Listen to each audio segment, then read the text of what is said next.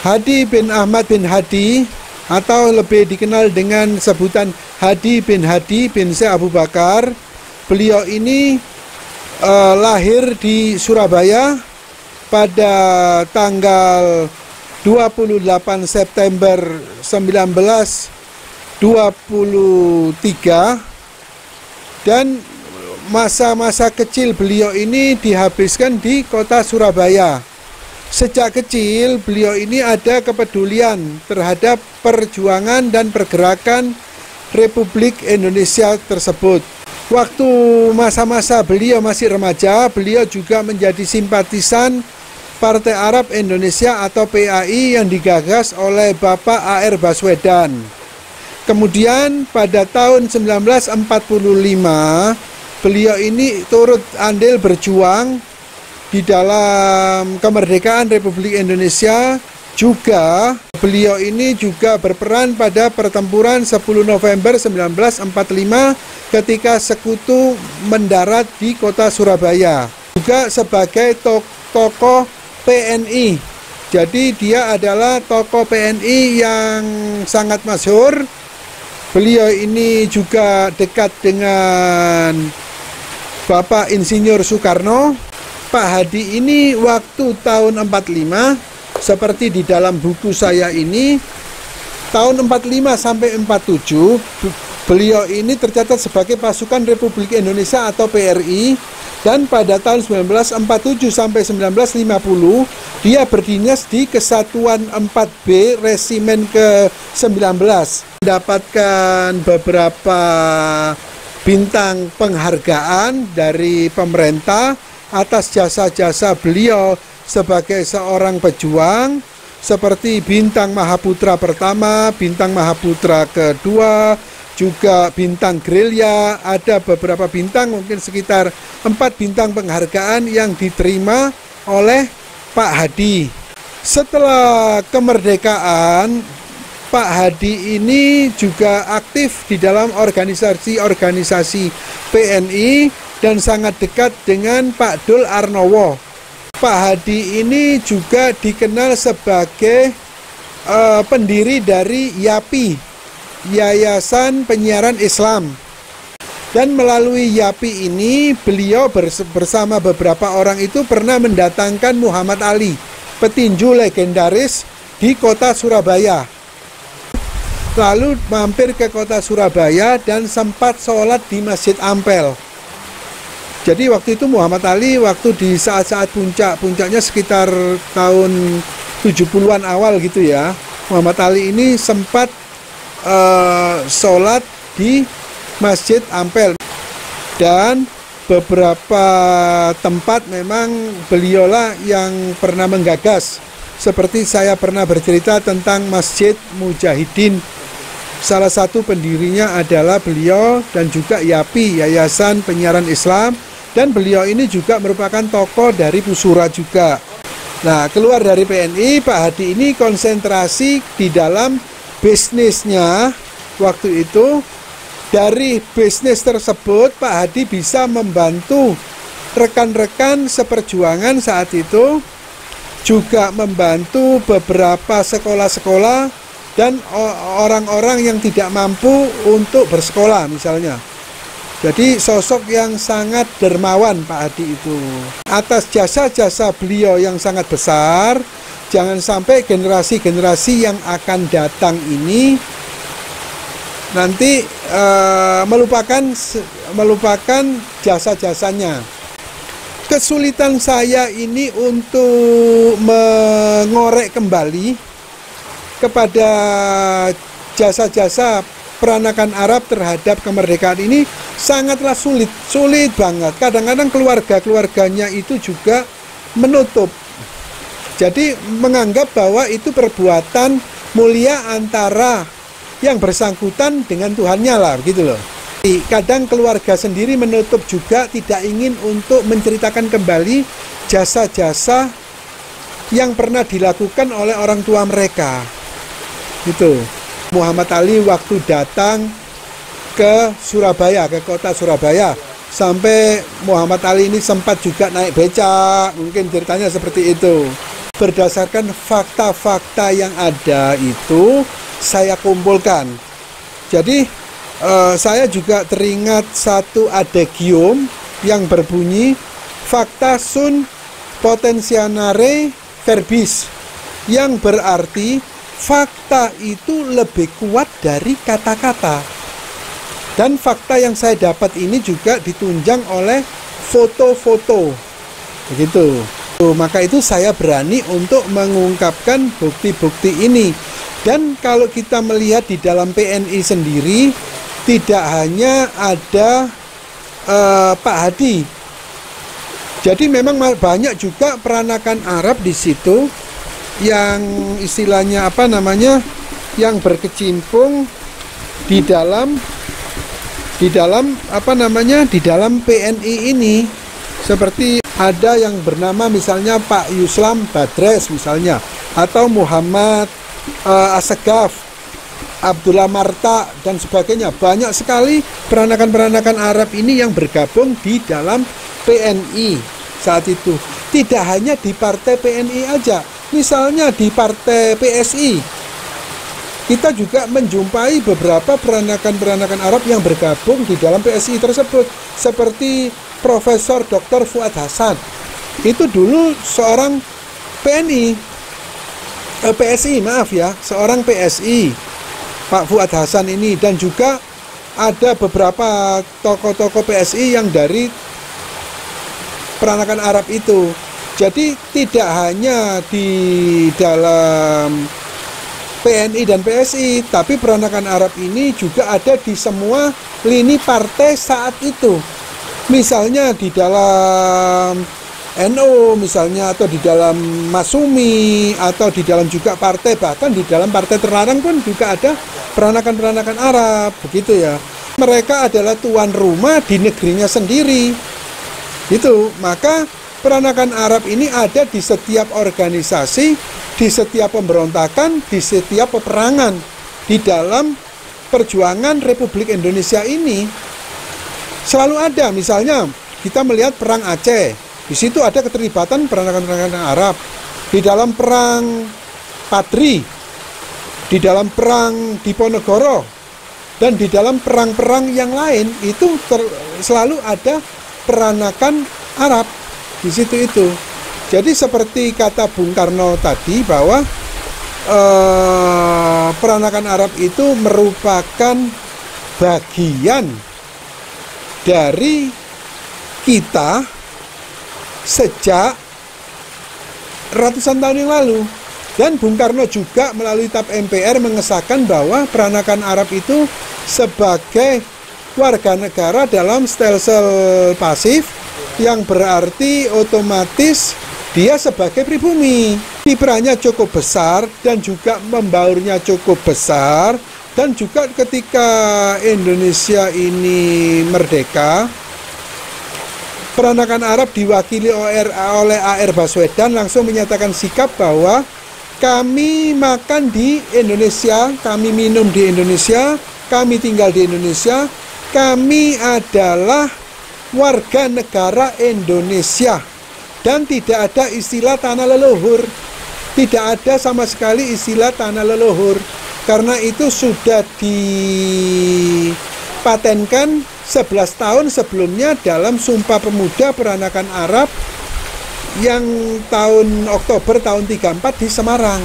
Kita ini berbicara seperti ini untuk mengingatkan bahwa peranakan Arab ini juga mempunyai jasa yang sangat-sangat besar. Momen itu saat beberapa tahun yang lalu ketika memperingati Sumpah Pemuda. Dan itu pun mereka lakukan hanya untuk mengingatkan bahwa kita mempunyai peran yang sangat besar terhadap jalannya sejarah Republik ini. Untuk sebelum-sebelumnya tidak pernah mereka itu, bahkan orang tua mereka yang berjuang pun selalu menutup diri. Nah, kita kembali ke cerita Pak Hadi tadi. Jadi Pak Hadi ini ketika tahun 1983 tepatnya pada hari Minggu tanggal 24 Juli beliau ini menghembuskan napas yang terakhir. Lalu diadakan pemakaman keesokan harinya. Jadi saat itu jenazah Pak Hadi ini mau dimakamkan di Taman Makam Pahlawan. Tapi keluarga menolak. Jadi keluarga itu mempunyai alasan untuk dimakamkan di dekat makam keluarga di pemakaman Pegirian.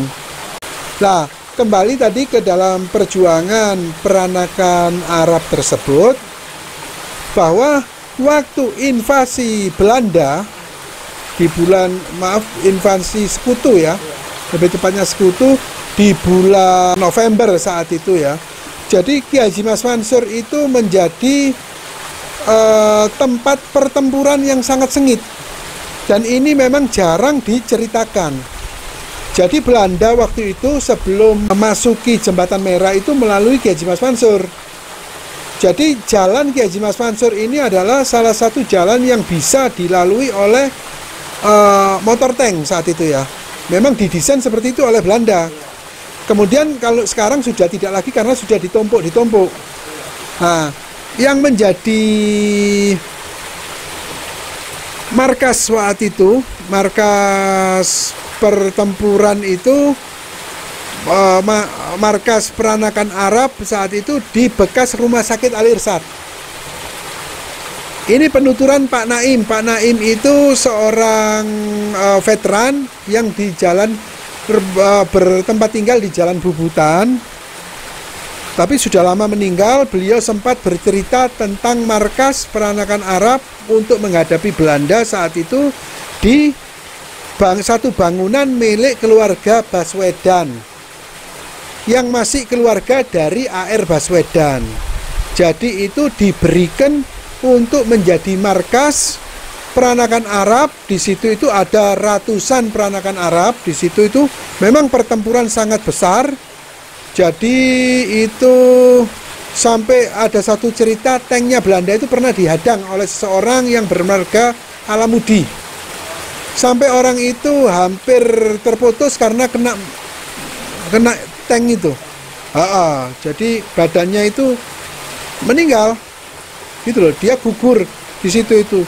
Jadi pertempuran yang sangat besar, kemudian merangkak terus memasuki Jalan Panggung sampai puncaknya itu di Jembatan Merah. Lah, peristiwa di Jembatan Merah inilah terbunuhnya Jenderal Besar Malabi.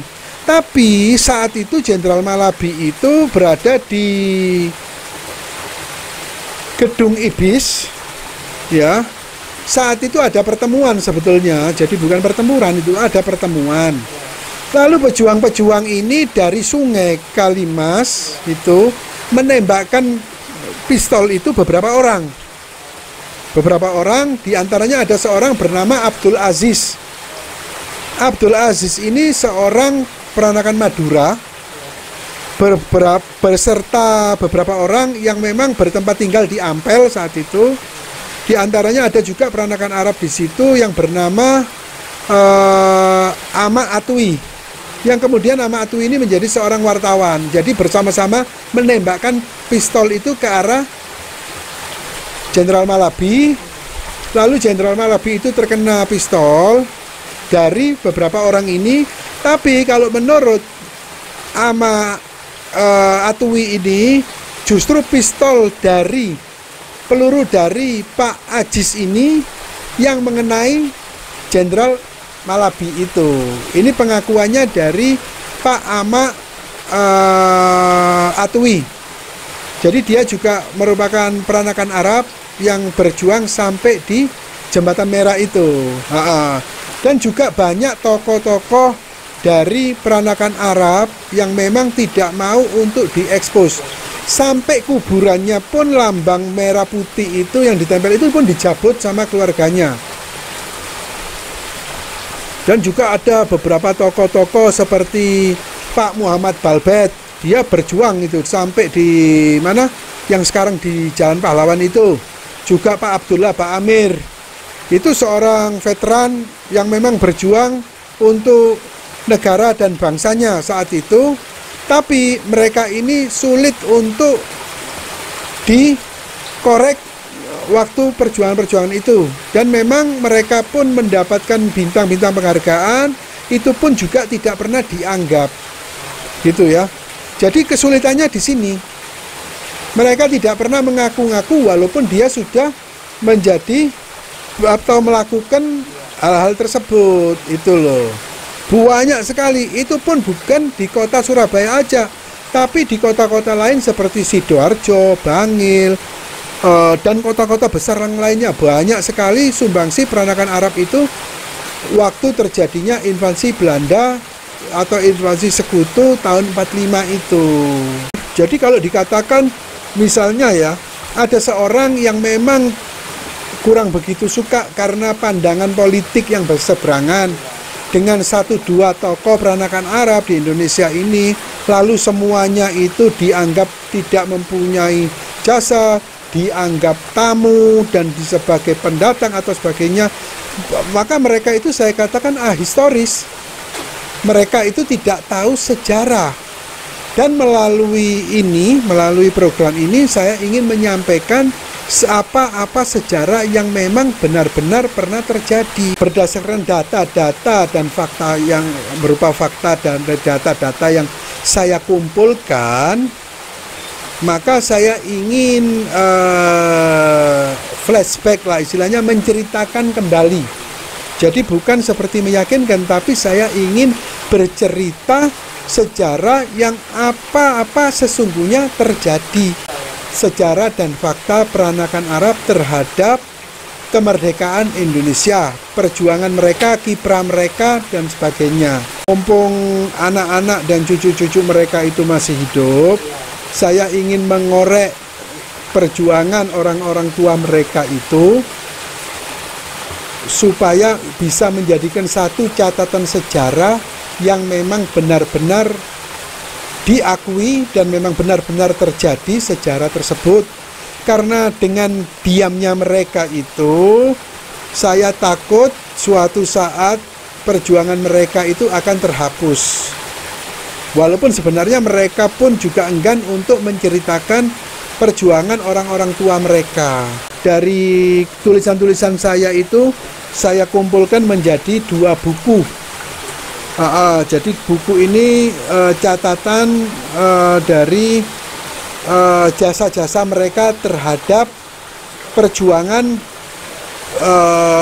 waktu meraih kemerdekaan itu. Nah, di dalam buku saya yang pertama dan kedua ini, rencana dalam minggu ini memang dicetak menjadi 1 buku, dijadikan 1 buku gitu, dan nanti juga akan terbit buku ziarah sejarah mereka yang dilupakan jilid yang ketiga. Tunggu aja